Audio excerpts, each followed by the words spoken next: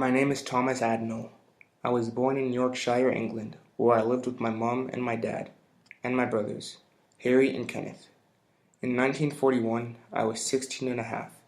World War II had been going on for 2 years.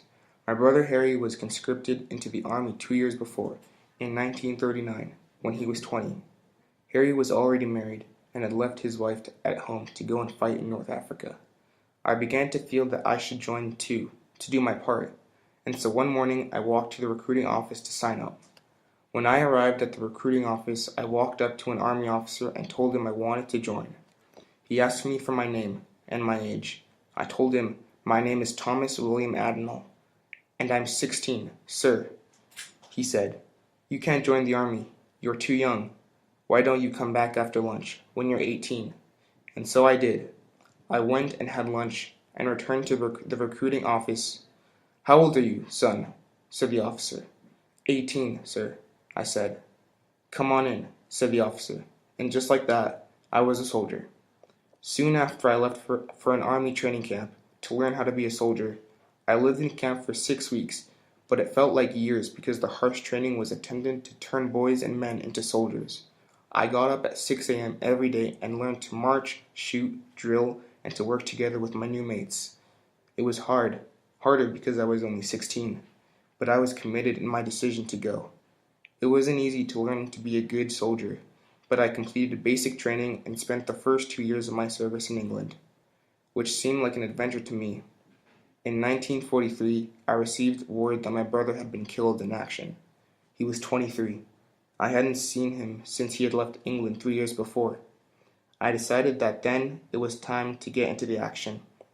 So I volunteered for combat as a member of the Royal Northumberland Fusiliers, and soon I was on board a ship headed for North Africa, the same place my brother had been killed fighting the Germans. Africa was hot and dry, and there were soldiers everywhere. Tanks and army vehicles drove across the desert, and our warplanes roared overhead.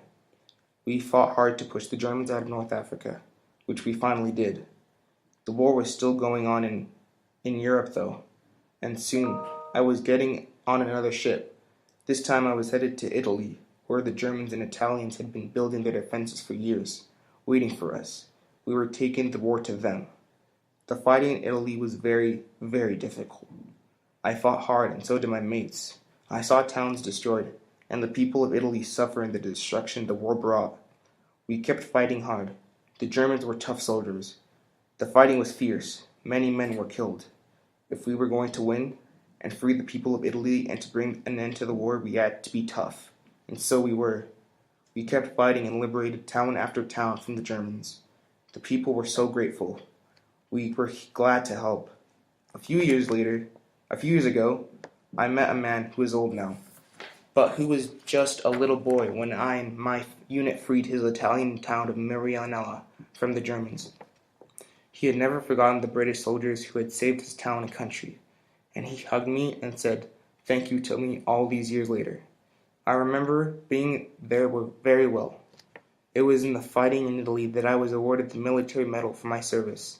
In the commendation, my senior officer said, "Throughout the whole period of fighting in Italy, Thomas Adenall has continually demonstrated a complete disregard of personal danger, and shown great initiative and ability to assume control of critical situations.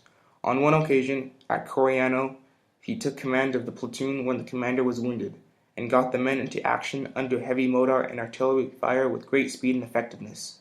His honor, courage, complete devotion to duty, and cheerfulness set the finest example to the men, which carried them through the worst ordeals of battle. Eventually, we won the war, and I returned home in 1947. It was time to start rebuilding families, and a world that had been devastated from years of brutal combat. I was a young man who had lived through years of fighting, and it felt strange to be back in England. I was very glad to be back, but was forever changed by my experiences as a soldier. On this Remembrance Day, when you wear your poppy, I ask that you remember all those who perished in the war, and all those who came back home. Remembrance Day is not only a time to remember, but to reflect on all those who have been affected by all wars. My father fought in World War I, and believed that it was, as it was called, the war to end all wars. Unfortunately, many more wars have occurred, and many more people have suffered. As you grow into adults, I ask that each of you do all you can to make it a world of peace for people of all religions, races, and countries, so war may truly end forever.